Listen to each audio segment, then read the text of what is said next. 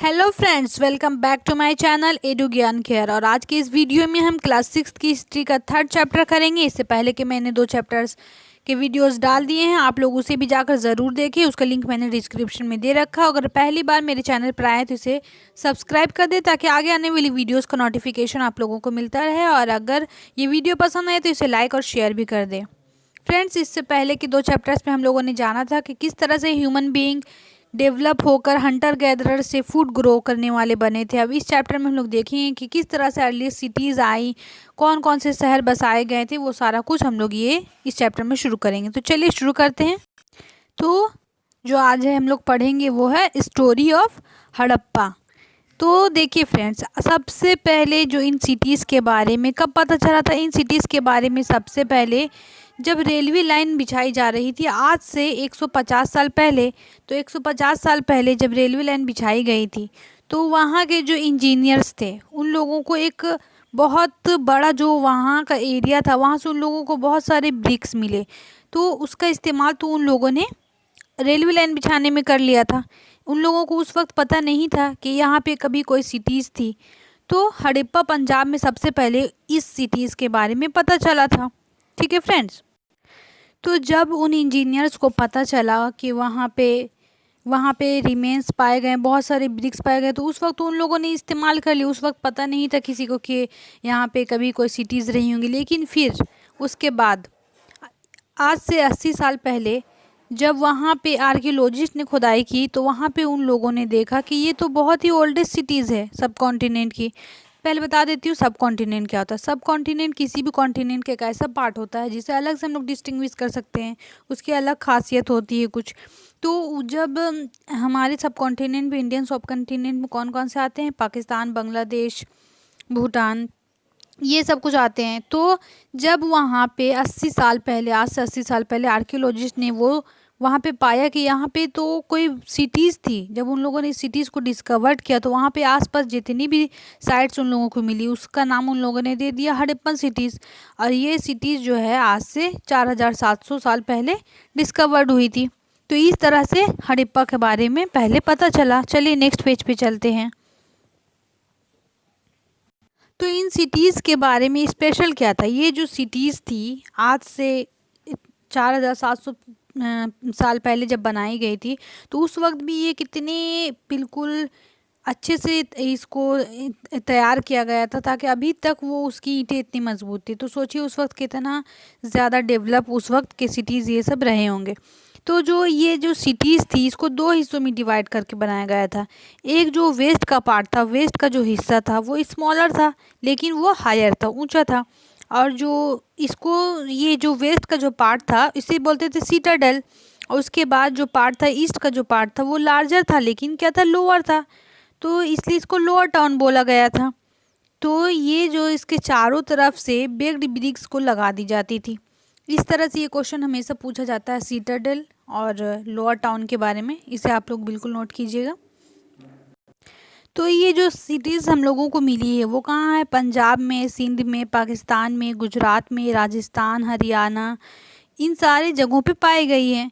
तो आर्कियोलॉजिस्ट को यहाँ से बहुत सारे ऑब्जेक्ट्स भी मिले हैं, जैसे रेड पॉटरी मिले हैं painted with design in black colour से, स्टोन वेट मिले हैं, सील्स मिले हैं, स्पेशल बीड्स मिले हैं, कॉपर टूल्स मिले हैं, parallel sides, long stone beads blades मिले हैं। ये सारा कुछ वहाँ से मिला है। तो जो यहाँ पे सोचिए कितनी ज़्यादा हाई क्वालिटी के जो ब्रिक्स थे उस वक्त के, कि हज़ारों साल के बाद भी इतने अच्छे हालत में मिले कि उसको रेलवे लाइन में बिछाया गया। तो इस जो ब्रिक्स को लगाया जाता था इंटरलॉकिंग पैटर्न में लगाया जाता था ताकि ज़्यादा से ज़्यादा वॉल मजबूत हो सके।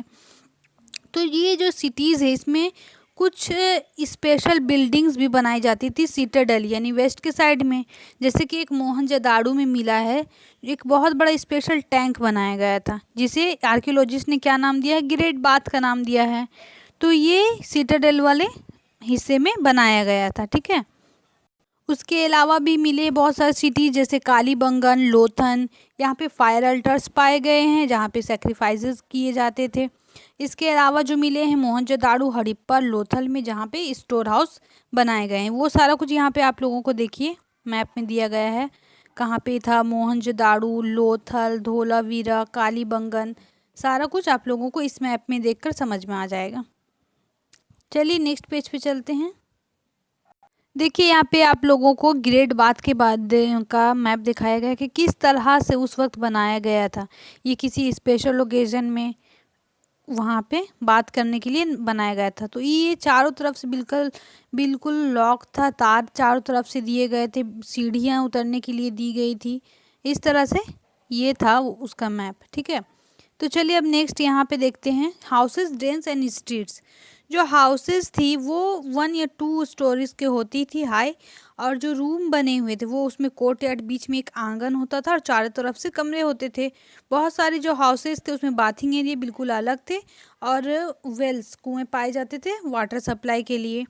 और जितने भी इन सिटीज़ में जो ड्रेन्स थे वो कवर्ड होते थे। बिल्कुल सोचिए कितना वहाँ का उस वक्त का कितना लोग डेवलप थे कि बिल्कुल अभी भी बहुत सारी नालियाँ में कवर्ड नहीं होती, लेकिन उस वक्त की जो नालियाँ थी वो बिल्कुल कवर्ड होती थी। और उसके बाद बहुत सारे नालियों के बीच में जगह गैप छोड़ दिया जाता था ताकि उसकी सफाई की जा सके। और जितने भी ये हाउसेस, ड्रेन्स, जितने भी ये सब कुछ था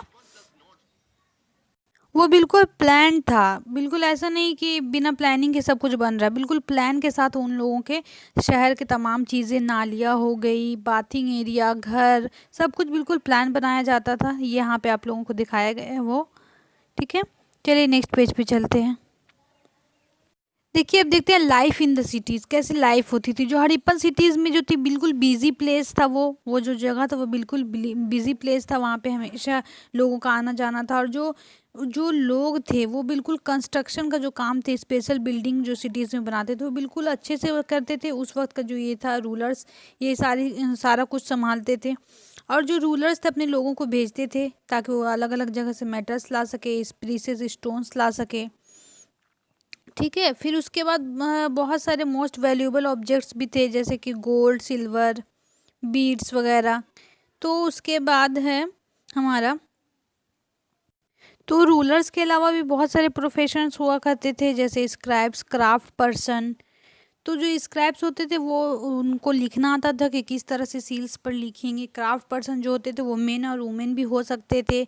ये लोग अलग अलग तरह की चीज़ें बनाते थे। तो इस तरह से बहुत सारी वहाँ पे प्रोफेशन के लोग रहते थे, ठीक है। तो उसके अलावा जो टेराकोटा टॉयज़ भी मिले, जो बच्चे इस टेराकोटा टॉयज़ से खेलते थे, ठीक है। देखिए यहाँ पे आप लोगों को एक वेल और वहाँ जो नालियाँ थी उसका एक इमेज दिया गया है। टॉप में दिया गया है एक स्ट्रीट मोहनजोदाड़ो का, और एक नीचे एक वेल का तस्वीर आप लोगों को दिया गया है, और लेफ्ट में है एक सील। देखिए ये सील की तस्वीर आप लोगों को दिखाई गई है। और इसके अलावा ये जो है इतनी, ये सारे कुछ टेराकोटा टॉयज़ हैं जिससे बच्चे खेला करते थे। चलिए नेक्स्ट पेज पे।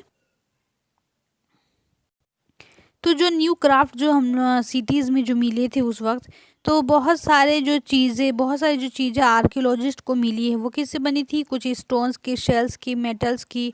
और कि इसमें क्या किस चीज़ से ये बनाई जाती थी, कॉपर, ब्रोंज, गोल्ड, सिल्वर। और जो कॉपर और ब्रोंज था वो यूज़ होता था टूल्स बनाने में, वेपन्स, ऑर्नामेंट्स बनाने में, वेजल्स बनाने में। गोल्ड और सिल्वर ऑर्नामेंट्स बनाने में और वेजल्स बनाने में यूज़ होते थे। बहुत सारी जो चीज़ें थी वो बीड्स, वेट्स एंड ब्लेड्स, ये सारा कुछ वहाँ से मिला है।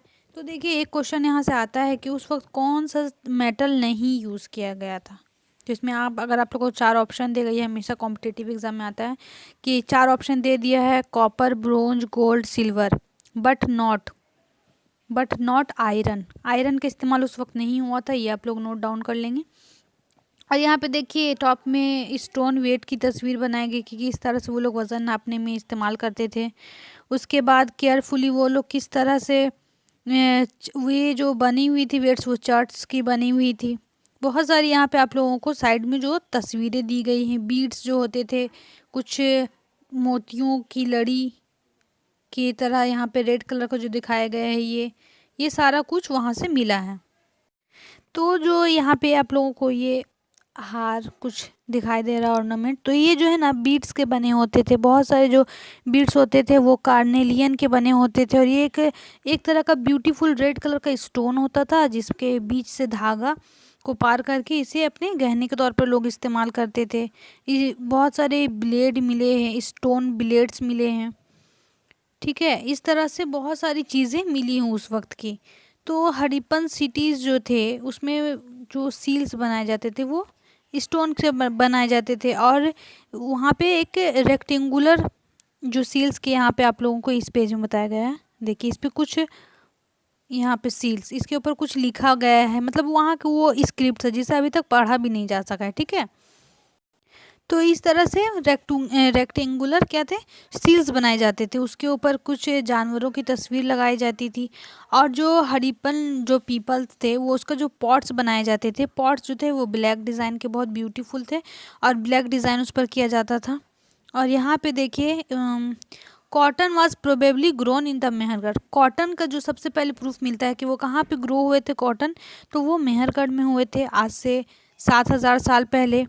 और जो एक्चुअल पीस जो क्लोथ का मिला है वो एक सिल्वर वेस के ऊपर मिला है, उसके लिड में लगा हुआ था। और कुछ कॉपर ऑब्जेक्ट्स भी मोहनजोदाड़ो से मिले हैं, और आर्कियोलॉजिस्ट जो है उन लोगों को स्पेंडल वर्ड्स भी मिले हैं, मतलब कुछ मशीन टाइप का जिससे वो लोग ये सारा काम करते थे, ठीक है। अब है यहाँ पे एक मिनट, तो जो स्पेंडल वुल्स पाए जाते थे तो मतलब वो एक तरह का मशीन था, तो वो किससे बने होते थे, टेराकोटा और फाइंस से बने होते थे। तो इसको स्पिन थ्रेड में यूज़ किया जाता था। तो फाइंस क्या होते हैं, देखिए जो फाइंस जो होता है ना, जिस तरह से मेटल्स होते हैं वो तो नेचुरली होते हैं, लेकिन ये जो होता है फाइंस वो एक मटेरियल एक तरह का जो आर्टिफिशियली बनाया जाता है, और इसमें एक गम होता है जिसको उस मतलब उस चीज़ को, उस ऑब्जेक्ट को शेप्ड करने में, उसको ग्लेज देने में इस्तेमाल किया जाता है। और ये जनरली कौन से कलर के होते हैं, ब्लू और सी ग्रीन कलर के होते हैं।